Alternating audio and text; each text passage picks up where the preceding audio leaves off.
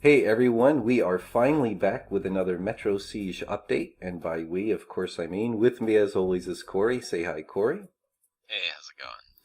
And before I get into the update, the reason it's taken so long to get back to you with another MetroSiege update, both I and Alex, the programmer of MetroSiege, have had some major crunch time for the last couple of weeks with our day jobs. But since then, we have made quite a bit of progress that we can now show you. But also, a cool thing, I know when my crunch time is ending, and after that, I'm going to have a 2-week vacation from my day job. So that's the perfect time for Corey and I to start finally getting back into doing live streams. And we're going to give you kind of a sneak preview of the kind of things we're going to be doing during those live streams in case you're interested. So if you don't know, I'll put a link in the description of this video. We do have a Twitch channel. Eventually we might start doing live streams here on YouTube as well once we get past, I think it's one of the requisites is 1,000 subscribers, which we're getting really close. So if you're not subscribed yet, please do, and you can help us start doing live streams. So one of the things we've been making progress on is level 3, which is inside the subway cars. And so far it's still only environment work, but it's shaping up nicely, so I wanted to show you how that's looking. Alright, so as you can see, we've got these nice big chairs at the bottom. We need to get Alex Brown, the programmer, on a video soon to really explain some of the crazy tricks we're doing to get all these big objects and layered scrolling in colors and characters on screen. But, so we've got these really big seats, and we've already benchmarked all the levels we've got working, and we can still get 4 basic sized enemies and 2 players all on screen with a really smooth frame rate. We've also got these poles here, one on each side in case you want to start pole dancing. You can use those right in the fight, like you can knock guys into them. And yes. Yeah, nice. I've got some special stuff planned. That is another point I wanted to make at some point in this video, so we might as well. That's a decent segue. Don't worry, everyone. Even for our patrons, where we make kind of behind-the-scenes videos, we're at the point in both MetroSiege and Damon Claw where we're being very mindful of things we're going to keep a secret, even to our patrons, but especially to the general public, so that by the time you're able to play the real and full game, even if you've watched all of our update videos and the live streams we're going to do, there's still going to be a lot of surprises right from level 1, but especially the final portion, like final third or so of the game. There will be a ton of stuff you've not seen in any of our live streams or update videos. So don't worry too much about spoilers. There's going to be a ton that will be new to you by the time the games are released. We've got a really nice little periodic shake of the screen. There's already a really nice ambient repeating subway train sound pattern that's going to be even more enhanced in some ways I'm about to explain. Oh yeah, also I forgot to mention, I'm on a new computer and I haven't finished setting up the emulation, so it's doing some weird sprite glitches that don't happen on real Amigas and don't happen if you set up emulators properly, so that won't be an issue in the real game. So, but anyway, so you can see we've got some scared kind of normal people. There's going to be more of them later on, but this is the general environment working. And the cool thing that Alex recently got working, but is still working on perfecting, so this is still kind of work in progress. But right now it's assigned to a key press, but when I press the key, you'll see, and did you catch it that time, Corey? The bottom part of the phone pole was missing. Yeah, again, that's entirely because of the emulator. That won't happen in the real game. So you can see we actually have these transitions from when the subway train comes outside of the tunnels, but of course, eventually it won't be assigned to a key press. It'll just happen automatically as the level progresses. And then there's yet another tunnel. Also, some of these graphics are still work in progress. Those are movie posters going by in the background. So those aren't perfected yet, and the wall pattern isn't yet. And then we could transition back to this dark tunnel. And then Corey, in our previous private Patreon video, had a great idea. At the end of this level, we can actually switch to a new background that's not been seen before and actually have it slow down and create that nice not too ear-piercing, but screeching brake sound of the train coming to a halt, which will be a really nice organic and cinematic segue from this level to the next level. The next level yep. is it's an underground cage match. Yeah, there's just for no reason you suddenly you're in a abandoned nuclear silo that common street thugs managed to take over. They got the security keys for, and then they hired the Ultimate Warrior to have death matches to whole coliseums of people that have access to this nuclear silo. So we want to keep it very... Fans of the genre know we're just kind of picking on Streets of Rage 2, which is one of my favorite all-time games, so don't get me wrong. I love the game. But it is funny that it does really outlandish stuff. And if you haven't been following our previous videos, you might not know one of the goals of MetroSiege is to go back to the things that inspired the whole game genre, which are those 80s and early 90s vigilante movies. So MetroSiege is intentionally going to stay a lot more down to earth, but be creative in those much more cinematic and kind of real world but Hollywood movie ways. So you're not suddenly going to be fighting space aliens or cyborgs or something like that. It's more, and the locations, we're really trying to have a really nice progression, just like if you were watching a movie. You don't suddenly go, how the hell did he get here and why is he here? We really want to create this rich, more cinematic, submersive experience. Yeah, we definitely like keeping the stories in our games kind of simple and tight, but it also built into the want to say a gameplay. lot with a little, you know? Yeah, exactly. And the story gets told in the gameplay and in those necessary transitions where it's kind of loading out of one level and loading into another.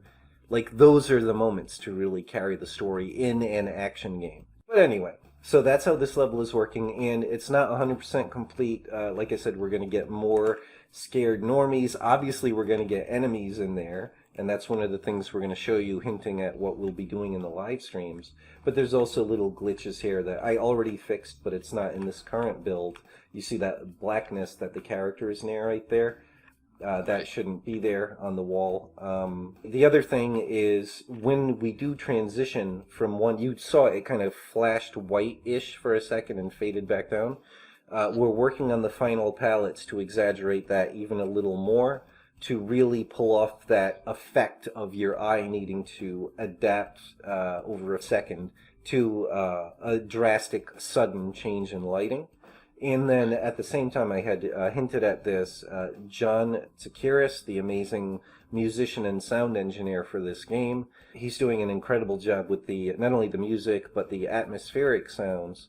So there's going to be very specific kind of Doppler flavor of sound that happens when you go from in a subway train that's in a tunnel, in a tight tunnel, to suddenly you're in the outside world. So, it's all going to come together to really hopefully create an extremely submersive atmospheric effect for this level. But obviously the big thing it's missing currently is the enemies, so let's get into that.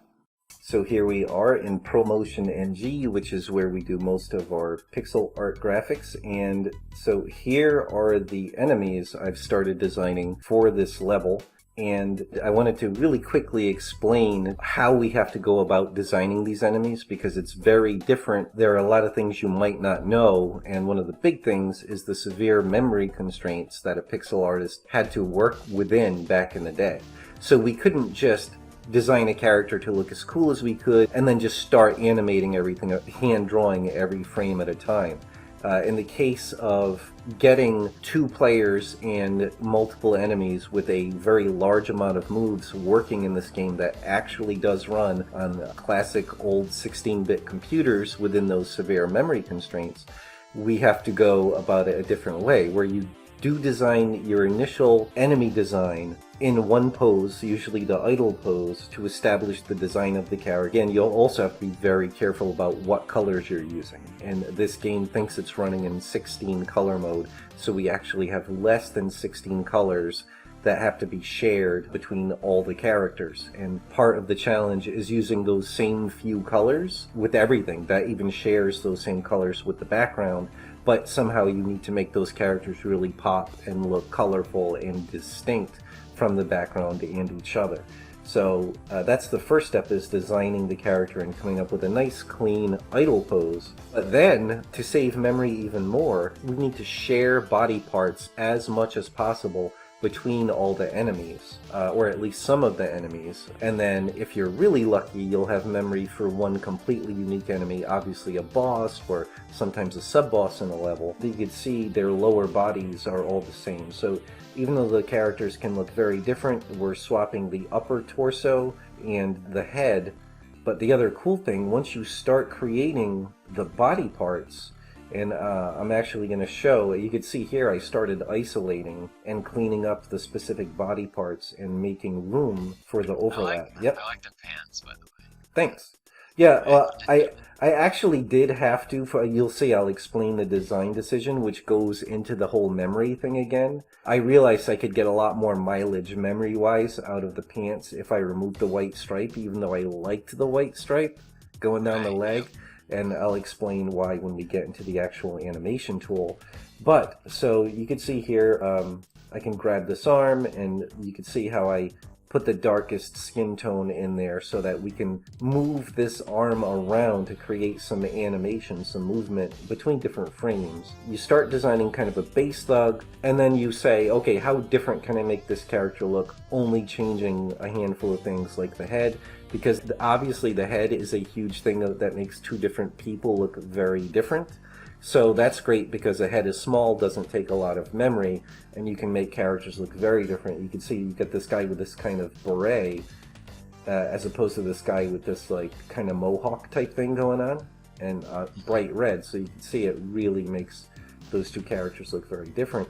But another cool thing you could do, once you start getting more of the body parts made that you're going to need for throwing punches, for walking, for all those kind of things, you can not only have a variety by changing those few body parts, but just deciding which body parts you're going to use for a given animation. That can make a big difference. And so far I just did the idle animation, a nice quick simple one. So you'll see it's actually made out of all the separate body parts just stacked together, and then I just created each frame. So after you create the first frame, you just clone that frame. I'll show you. I could just right click and choose clone frame, give it a new name. I'll make it obvious. Delete me. There we go. So now I have this exact clone of this frame, but now I can nudge the parts around, and you could see now if I go back in between those, you can see I could create a lot of variation. Is he gonna do the old-fashioned fisticuffs thing? You know? Yeah, kind of around in a circle. Yeah. To some degree. Like I just did a really basic and standard, let's delete that delete me frame and play the actual animation. So it's a nice simple fisticuffs kind of bounce. And the idea is don't use any new body parts at all for now. And keep in mind, once I start adding new body parts that are critical for blocking or throwing a punch or any of the other thing that characters can do in MetroSiege, that's going to give me more body parts that I can then go back to the idle animations and go, can I add even more movement, like really natural looking movement to it? But keep in mind, keeping memory low is key, and obviously reusing body parts, that saves us an immense amount of memory. But then even the data, each frame, even though it's just like, use this body part at this XY coordinate, that's way less memory than a whole new hand-drawn frame. Great, but even each of those frames takes some memory. So we don't want to get too extravagant and have like a 30-frame idle pose. We could do it, but then we could have like 1/5 as many total number of moves for all the characters on screen, which is way too high a price to pay. Gameplay is always key. Because of this modular system, we're able in MetroSiege to get more moves and more fluid animations in all the characters than Streets of Rage 2. And that has more moves and more animation than even most of the arcade games back in the day like Final Fight. So that's a good benchmark. And the point is, if you look at the idle animations for enemies in Streets of Rage 2, the enemies before they're active, or if they decide to just stand still for a moment, they're literally completely static like a statue. Because Streets of Rage 2, even that game, you did see the same guys quite a lot, because it's Yeah. a long game and they had to repeat those thugs Yep. over and over. Even just changing a head, you get a sense of you're fighting a lot of different people, Yeah. behaviors, and all that type of stuff. So. Right. And that's one thing that you noticed and pointed out, something we're going to show you viewers in a few seconds. We're doing a lot less reuse of the basic thugs throughout the game, and in fact, a lot of the thugs will be very specifically themed to match the environment, which is something that back in the day game developers didn't do as much as we think. If you want to see us, especially me, ranting about that, check out kind of forensic pixology video on Rastan Saga 2. I'll try to remember to link to that up in the corner wherever that is. So getting back on point here, in MetroSiege you have pretty much all the same kind of moves and gameplay mechanic as Streets of Rage 2, but you can also block. There are more ways. You can actually hit the enemies while they're down on the ground in several ways. You can block and counterattack, all kinds of stuff like that. So this is the way, this modular animation, it's a very tricky kind of work that the artist has to really get used to. But once you do, it really allows you to go far beyond what they were able to do a lot of the times for consoles. And it's definitely not knocking the amazing team that made Streets of Rage 2, but there's also considerations like development time. Every time you want to draw a new themed enemy, that's more work that one or more artists needs to do. It needs to be at least to some degree programmed in, and there's the massive, back in the day, memory constraints, because cartridges of higher memory, it was drastically more expensive, so they always tried to keep the total memory footprint, so to speak, of the cartridge as low as possible. So that's another reason they reused stuff as much as they could back then. But anyway, so let me show you another character that is made out of mostly the same body parts.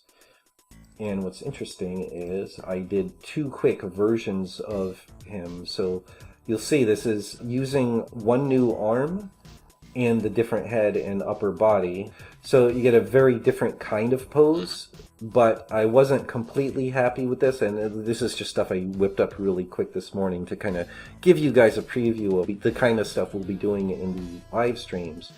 But here's a new version, and this will explain why I got rid of the stripe on the leg. So you could see I actually just took the actual design of the original idle pose when I did the graphics was like this. And then I realized I could flip it to create more of a, okay, he's really leaning back and putting his weight on the back foot, and I did the same thing. I flipped the front torso. The original idle pose was like this. So by flipping both of those things, you create a drastically different kind of idle / fighting style, and just even attitude of the character. It's like more defensive and much more, you could tell this character is going to rely a lot more on range and kicking.